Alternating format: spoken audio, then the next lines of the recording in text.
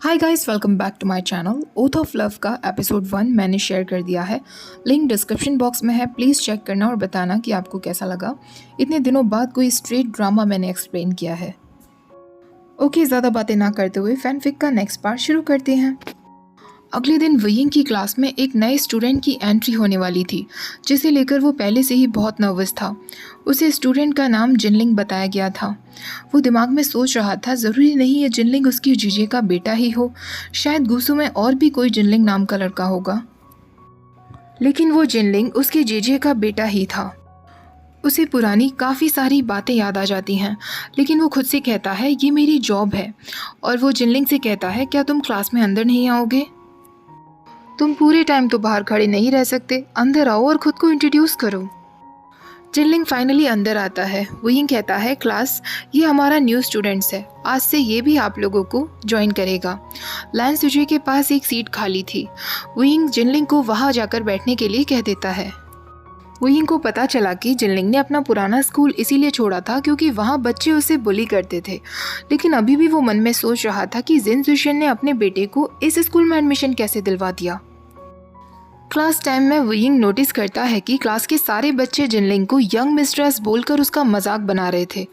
वयिंग खुद से कहता है, मैं उसकी मदद करूंगा सिर्फ इसीलिए क्योंकि मैं उसका टीचर हूँ, इसलिए नहीं क्योंकि वो मेरा नेफ्यू है। मैं फिर से उनकी फैमिली के बीच में नहीं बोल सकता, वरना जेंगचा तो मेरी जान ही ले लेगा। छुट्टी के वक्त वयिंग जिनलिंग के पास आता है। जिनलिंग उससे कहता है, मुझसे दूर ही रहो। वयिंग उससे कहता है, जिनलिंग, क्या तुम्हें कोई घर छोड़ने के लिए जाने भी वाला है? जिनलिंग कहता है, तुम्हें क्या परवाह है, और वो उससे दूर भागने लगता है। लेकिन वयिंग उसके पीछे जाता है। अचानक से सामने जेंगचा आ जाता है। जिनलिंग उसके पीछे छुप जाता है। जेंगचा अभी भी वयिंग को ऐसे ही देखता है जैसे वो कोई डर्ट हो। 10 साल हो चुके हैं उस बात को, लेकिन अभी भी वो वयिंग को कुछ नहीं समझता। जेंगचा जिनलिंग को अपने साथ ले जाता है। वयिंग वापस स्कूल में अंदर आ जाता है। उसे बहुत बुरा तो फील हो रहा था, लेकिन वो कुछ नहीं कर सकता था। तभी जिंगी उसके पास आता है। जिंगी उसे कहता है, टीचर वे, क्या आप भूल गए आज मुझे पनिशमेंट मिलनी थी? वयिंग को जिंगी के साथ क्लास में अभी 45 मिनट्स के लिए और रुकना था, लेकिन जेंगचा की वजह से वो पूरी तरीके से डिस्ट्रैक्टेड था। तभी उसकी नज़र अपनी डेस्क पर रखे हुए पीस ऑफ पेपर पर पड़ती है। उस पेपर पर किसी का फ़ोन नंबर लिखा था। वो जिंगी से कहता है, जिंगी, ये क्या है? जिंगी हंसते हुए कहता है, ये सिजुई के डैड का फ़ोन नंबर है। वयिंग एकदम से ही जेंगचा को भूल जाता है और उसे फ्लैशबैक याद आता है कि किस तरह सिजुई के इंटरेस्टिंग डैड के साथ उसकी इतनी ऑकवर्ड मीटिंग्स हुई हैं। वयिंग सोचने लगता है, मिस्टर लैन थोड़े अजीब ज़रूर हैं, लेकिन वो बहुत अट्रैक्टिव हैं। तभी वो जिंगी से कहता है, क्या तुम मुझे बताओगे कि ये फ़ोन नंबर मेरी डेस्क पर क्या कर रहा है? जिंगी फिर हंसने लगता है और कहता है, बस ऐसे ही टीचर, मुझे लगा शायद आप इंटरेस्टेड होंगे। वयिंग अपने फोरहेड को रब करते हुए कहता है, क्या तुम ऐसा इसलिए कह रहे हो क्योंकि हम दोनों साथ में कॉफ़ी पर गए थे? जिंगी शॉक्ड होते हुए कहता है, आप दोनों कॉफ़ी पर गए थे? मुझे तो ये पता भी नहीं था। वयिंग कहता है, चलो अब तुम अपने घर जा सकते हो नॉटी बॉय। तुम्हारी पनिशमेंट मैं कैंसिल करता हूँ, कल तक बस अपना होमवर्क ज़रूर कर लेना। वयिंग जब वापस घर लौट रहा था तो उसका सामना जिन जुशियन से होता है। वो उससे पूछता है, तुम यहाँ गुसू में कब से हो? जिन जुशियन कहता है, मैं बस 2 दिन पहले यहाँ आया था, मुझे कुछ काम है, उसके बाद मैं अमेरिका वापस चला जाऊँगा। वयिंग उससे पूछता है, शिजी कैसी हैं? जिन जुशियन कहता है, वो पहले से बहुत ठीक है। और आज तुम स्कूल में जिनलिंग से मिले होंगे ना? मैंने जानबूझकर उसका एडमिशन यहाँ करवाया है क्योंकि उसे पुराने स्कूल में बुली किया जाता था। मुझे विश्वास है कि इस स्कूल में तुम उसका ख्याल रखोगे। वयिंग को पता था कि जिन जुशियन ऐसा क्यों कह रहा है, क्योंकि वो खुद अपने बेटे का ख्याल नहीं रख सकता। इस वक्त वो बहुत बिजी है अपनी वाइफ का ख्याल रखने में, जिसके बारे में पता भी नहीं कि वो कभी रिकवर हो भी पाएगी या नहीं। ये सब सुनकर वयिंग को और भी बुरा लग रहा था, क्योंकि ये सब का जिम्मेदार वो खुद को मान रहा था। वयिंग जब घर वापस आता है तो वो बहुत दुखी था। वो कबर्ड से वाइन बॉटल निकालता है और डायरेक्ट बॉटल से ही पीने लगता है। वो इतना ड्रंक हो गया था कि वो काउच पर गिर जाता है। तभी उसके फ़ोन पर किसी का मैसेज आता है। उसकी फ्रेंड वेंचिंग ने उसे मैसेज किया था, जो वेनिंग की बहन भी है। वेंचिंग ने उसे लिखा था, क्या तुम घर आना चाहोगे? वेनिंग पिज़्ज़ा लेकर आया है, साथ में मिलकर पिज़्ज़ा खाते हैं। वयिंग उसे मैसेज करता है, मैं आज नहीं आ पाऊँगा, फ्राइडे नाइट को मिलते हैं। वुयिंग वापस अपना फ़ोन अपनी पॉकेट में रख लेता है। तभी उसके हाथ में वो पेपर भी आता है जो जिंगी ने उसे दिया था, जिस पर मिस्टर लैन का नंबर था। वुयिंग उस नंबर को देखकर कहता है, मिस्टर लैन एक अच्छे इंसान हैं, बहुत हैंडसम भी हैं। अगर ये वुयिंग 5 साल पहले वाला वुयिंग होता तो शायद वो अभी मिस्टर लैन को कॉल करता, उनके साथ डेट करता और उनके साथ हैंग आउट करता। लेकिन अब वो इस तरह मैन और वुमेन के आसपास घूमते हुए, उनके साथ हैंग आउट करते हुए थक चुका था। चाहे वो कितनी भी डेट पर क्यों ना जाए, वो कितने भी लोगों के साथ क्यों ना सो जाए, लेकिन ये फैक्ट उसके लिए कभी नहीं बदलेगा कि उसे सच्चा प्यार कभी नहीं मिलेगा, क्योंकि वो किसी का प्यार डिजर्व ही नहीं करता। प्यार केवल जेजे जैसे लोगों के लिए एग्जिस्ट करता है, जो दिल के अच्छे होते हैं, ना कि वुयिंग जैसे होते हैं। ये सब सोचकर वो फिर से अपनी वोडका बॉटल को पीने लगता है, उस पेपर को बुरी तरह क्रम्बल कर देता है और रूम के कॉर्नर में ही फेंक देता है। दूसरी तरफ वांगजी था, जिसे अभी भी रात को वुयिंग के सपने आया करते थे। वांगजी उसका नाम लेता, लेकिन वुयिंग उसकी तरफ देखता भी नहीं था। वांगजी को वुयिंग उस दिन भी खुद से बहुत दूर लगा था जिस दिन वो मर गया था। नाइटलेस सिटी वाले दिन वांगजी ने उसे बचाने की कोशिश की, लेकिन वुयिंग को लग रहा था कि वांगजी उसे हार्म पहुंचाना चाहता है। वुयिंग उस दिन वांगजी को ऐसे देख रहा था जैसे वो उससे नफरत करता हो, और आज मॉडर्न वर्ल्ड में भी वांगजी को ऐसा ही फील हो रहा था। उसने सपनों में वुयिंग को खुद से दूर देखा। वुयिंग किसी बात को लेकर तो बहुत हर्ट था, लेकिन वांगजी को इस बारे में कुछ नहीं पता था। वांगजी को बहुत यूजलेस फील हो रहा था और उसे डर था कि क्या वो दूसरी बार भी वुयिंग को खो देगा। अगली सुबह एक नया दिन था। वांगजी हर सुबह की तरह आज भी यही विश करता है कि शायद आज वो वुयिंग की तरफ एक स्टेप और आगे बढ़ा सकेगा। एक हफ्ता बीत चुका था, लेकिन जिनलिंग अभी भी क्लास में किसी से बात नहीं करता था और वुयिंग को बिल्कुल भी रेस्पेक्ट नहीं देता था। उस दिन वुयिंग सिजुई से कहता है कि वो जिनलिंग को क्लास में कंफर्टेबल फील कराने की कोशिश करे। वुयिंग चाहता था कि सिजुई और जिंगी उसके दोस्त बन जाएं। सिजुई तुरंत हाँ कर देता है और कहता है, टीचर वे, आप चिंता मत करिए, हम ट्राई करते रहेंगे। हालांकि वो हमसे बात नहीं करता, पर हम फिर भी कोशिश करेंगे। उस दिन जैसे ही स्कूल खत्म होता है, वुयिंग को एक क्लासरूम से स्टूडेंट्स की लड़ने की आवाज़ सुनाई देती है। वुयिंग जैसे ही वहां जाता है और जो वो क्लासरूम में देखता है वो देखकर शॉक्ड रह जाता है। सिजुई और जिंगी स्टूडेंट्स के साथ लड़ रहे थे क्योंकि वो जिनलिंग का मजाक बना रहे थे। स्टूडेंट्स कह रहे थे ये लिटिल मिस्ट्रेस ठीक से लड़ भी नहीं सकता। जिनलिंग गुस्से में चेयर उठाकर स्टूडेंट्स के ऊपर मारने ही वाला होता है कि तभी वुयिंग वहां आ जाता है। वुयिंग उन सबकी लड़ाई रोक देता है और सिजुई से कहता है, सिजुई, ये बिहेवियर मैंने जिंगी से तो एक्सपेक्ट किया था, पर तुमसे नहीं किया था। तभी स्टूडेंट्स आपस में कहने लगते हैं, जिनलिंग ने पहले शुरुआत की थी। जिनलिंग कहता है, मैंने कुछ नहीं किया। वुयिंग कहता है, बहुत हुआ, तुम सबको आज पनिशमेंट मिलेगी और मैं तुम सब के पेरेंट्स को कॉल करूंगा। वुयिंग एक एक करके सारे बच्चों के पेरेंट्स को कॉल करता है। जिंगी के ग्रैंडफादर, जो कि लैन चिरैन ही था, वो जिंगी की पनिशमेंट पर ज़्यादा कुछ शॉक्ड नहीं हुआ था, क्योंकि जिंगी को तो ऑलमोस्ट डेली ही पनिशमेंट मिलती थी, और वो तुरंत फ़ोन कट कर देता है। अब वुयिंग जिनजुशन को कॉल करता है और सारी बातें बताता है। जिनजुशन कहता है, अभी एक हफ्ता भी नहीं हुआ है और जिनलिंग ये सब कर रहा है। वेवुशन, प्लीज़ उसका ख्याल रखना। फिलहाल मैं जिंगचा को कॉल करता हूँ, वो जिनलिंग को पिक करने के लिए आ जाएगा। वुयिंग अब सिजुई के डैड को कॉल करने वाला था। जब से वो दोनों साथ में कॉफ़ी पर मिले थे, उसके बाद उनमें कोई बात नहीं हुई थी। स्कूल के बाद वांगजी सिजुई को पिक करने के लिए आया करता था। वुयिंग जब भी उसको देखता तो उसका अंदर से मन करता वांगजी को हाय बोलने का, लेकिन तभी वो खुद से कहता, मैं क्यों उससे हाय कहूँ, हमारे बीच में इतना फ्रेंडली होना पॉइंटलेस ही होगा। वो फ़ोन पर कहता है, हेलो मिस्टर लैन, मैं सिजुई का टीचर बोल रहा हूँ। वांगजी कोई जवाब नहीं देता, एक सेकंड के लिए बिल्कुल साइलेंट रह जाता है। वुयिंग कहता है, मैंने आपको इसलिए फ़ोन किया था क्योंकि आपके बेटे को पनिशमेंट मिली है, वो स्टूडेंट्स के साथ फाइटिंग कर रहा था। वांगजी कहता है, अच्छा मैं समझा। वुयिंग सोच रहा था क्या वो बस इतना ही कहेगा, और वो वांगजी से कहता है, आप प्लीज़ उसे पिक करने के लिए आ जाइए। वांगजी कहता है, मैं अभी आता हूँ। एक एक करके सारे स्टूडेंट्स के पेरेंट्स आने लगे थे और उन्हें अपने साथ ले गए थे।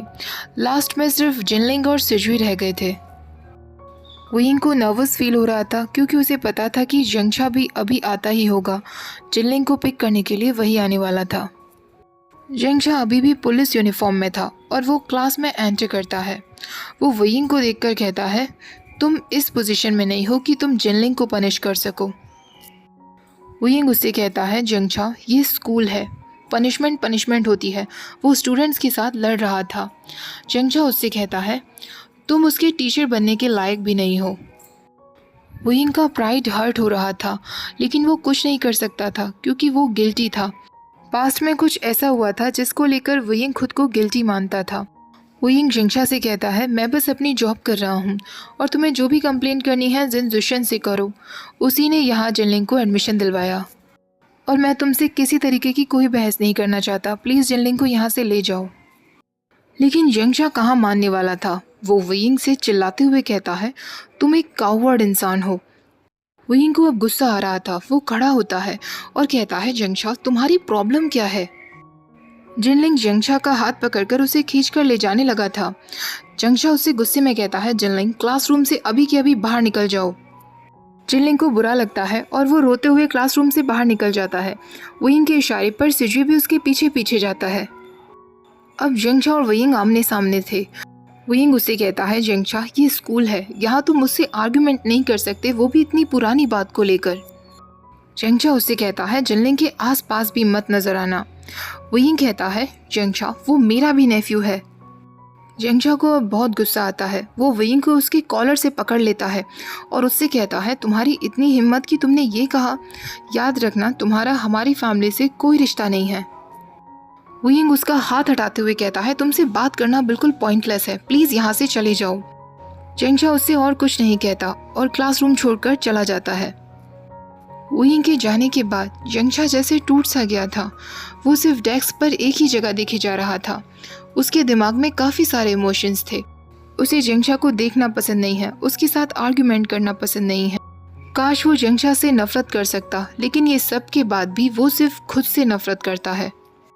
वो ये सब सोच ही रहा था कि तभी क्लासरूम का दरवाज़ा खुलता है और वांगजी वहाँ आता है। वो अंदर आने पर हेजिटेट कर रहा था। शायद उसने जेंगशा और वुयिंग की आर्ग्यूमेंट को सुन लिया था। वुयिंग तुरंत अपने फेस पर एक फेक स्माइल लेकर आता है और वांगजी से कहता है, मिस्टर लान आप सिजुई को पिक करने के लिए आए होंगे ना। वांगजी हाँ कर देता है। वुयिंग कहता है, सिजुई बाहर गया हुआ है, आप उसे अब ले जा सकते हैं। लेकिन वांगजी वुयिंग की तरफ ही देखे जा रहा था और वो आखिरकार उससे कह देता है, वुयिंग। वुयिंग ये सुनकर एकदम फ्रीज हो जाता है। उसे याद है कि उसने कभी भी मिस्टर लैन को अपना नाम तो नहीं बताया था। हाँ, लेकिन लैन शिचैन को अपना नाम ज़रूर बताया था। वो वांगजी से कहता है, क्या हम एक दूसरे से इतने फैमिलियर हैं मिस्टर लैन कि आप मुझे वुयिंग बुला रहे हैं। वांगजी को थोड़ा बुरा फील होता है। वो तुरंत वुयिंग से अपनी नज़र हटा लेता है। तभी वुयिंग कहता है, मुझे माफ़ कर दीजिए मिस्टर लैन, शायद आपने मेरी और जेंगशा की आर्ग्यूमेंट सुन ली होगी जो आपको नहीं सुननी चाहिए थी। अब आपको पता चल गया होगा कि क्या हुआ होगा। प्लीज़ आप सिजुई को घर ले जाकर समझा दीजिएगा कि आगे से वो ऐसा बिल्कुल ना करे।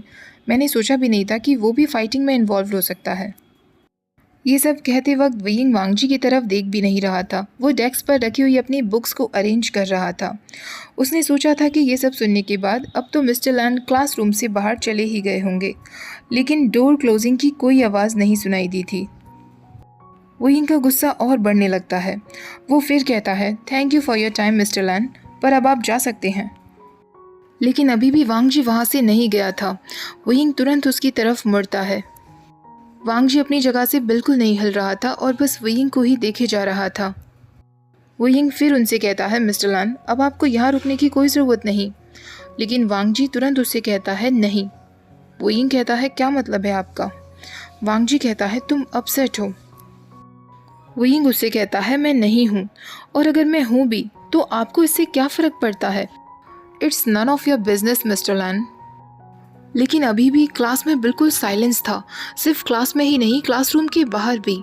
स्टाफ मेंबर्स भी सारे जा चुके थे। स्कूल में कोई नहीं था, सिर्फ मिस्टर लैन ही वहाँ थे। वांगजी फिर अपनी कप कपाती हुई आवाज़ में कहता है, वुयिंग। उस आवाज़ में एक स्ट्रॉन्ग इमोशन था जिसको वुयिंग नहीं समझ पा रहा था। कोई ऐसा इंसान जो उसे ठीक से जानता भी नहीं है, वो क्यों वुयिंग को इस तरह बुला रहा है। वुयिंग का गुस्सा अब और भी ज़्यादा बढ़ता ही जा रहा था।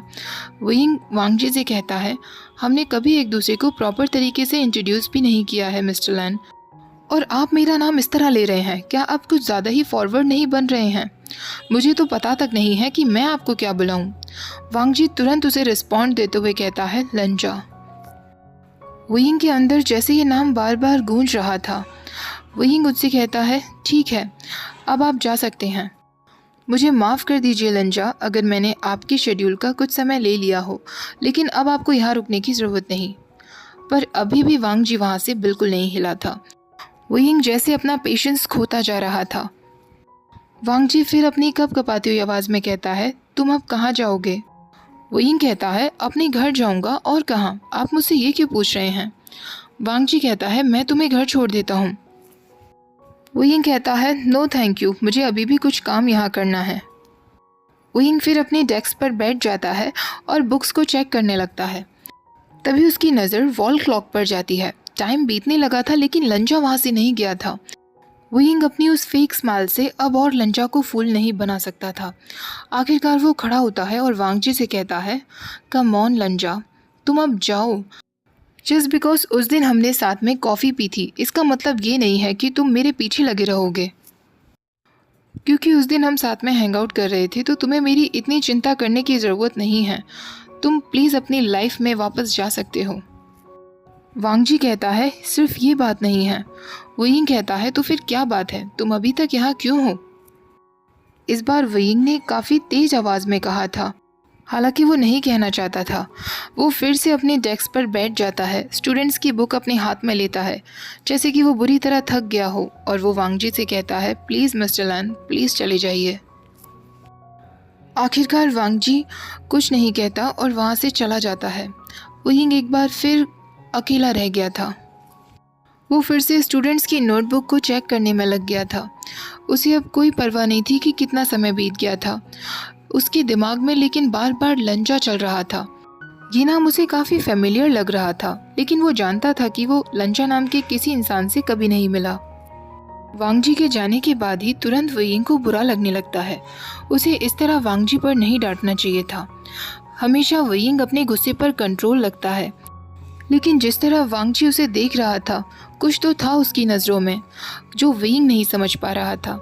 वुयिंग को लग रहा था कि क्या उसे मुझसे सिंपैथी है या वो मुझ पर तरस खा रहा है, और वुयिंग को ये बिल्कुल नहीं चाहिए था कि कोई स्ट्रेंजर उस पर तरस खाए। तभी उसका फ़ोन वाइब्रेट करता है, जिसमें वेंचिंग का मैसेज था। वेंचिंग ने उसे लिखा था, आज हम मूवी देखने वाले हैं, याद है ना? वुयिंग को याद आता है कि उसने अपनी बेस्ट फ्रेंड वेंचिंग को मूवी के लिए इन्वाइट किया हुआ था। दोनों साथ में मूवी देख रहे थे, लेकिन वुयिंग का ध्यान टीवी पर बिल्कुल भी नहीं था। तभी वेंचिंग की नज़र रूम के कॉर्नर पर पड़े हुए पीस ऑफ पेपर पर जाती है और वो वुयिंग से कहती है, ये क्या है? इस पर तो किसी का नंबर लिखा है, ये किसका नंबर है? वुयिंग कहता है, ये किसी का नंबर है जिनसे मैं अभी रिसेंटली ही मिला था। वेंचिंग कहती है, तुमने फिर से लोगों को डेट करना शुरू कर दिया है क्या? वुयिंग कहता है, बिल्कुल नहीं, इसीलिए मैंने इस पेपर को क्रम्बल करके फेंक दिया।